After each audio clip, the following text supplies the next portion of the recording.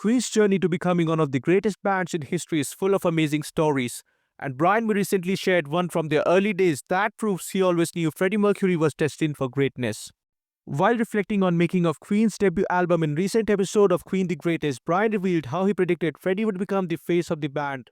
Talking about the 1973 album cover, Brian said, "I had this premonition that Freddie was special and he was going to be our icon. So I thought it would be nice just to have Freddie as a symbol, like the figurehead on a Viking ship. I found this picture of him on stage, which was Doug Puddifoot had taken standing in a spotlight, and I liked the way the spotlight looked because it looked like a comet in the sky, and that was basically the cover and everyone liked it. Freddie had designed this lovely special font for Queen, so we said, okay, we'll go with that."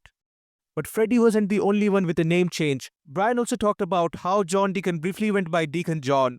Brian explained, "Deacon John is down to John Anthony. He wanted things to be grand and memorable, and he thought having a pseudonym was a good idea. Freddie was already Freddie Mercury rather than Freddie Bulsara or Farrukh Bulsara.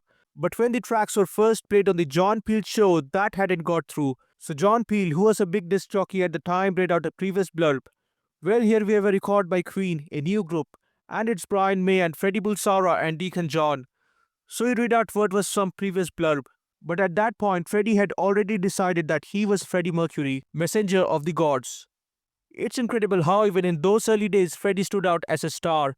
From designing the band's font to embracing his iconic name, Freddie Mercury truly was a messenger of the god. Brian's prediction about Freddie came true in the most spectacular way.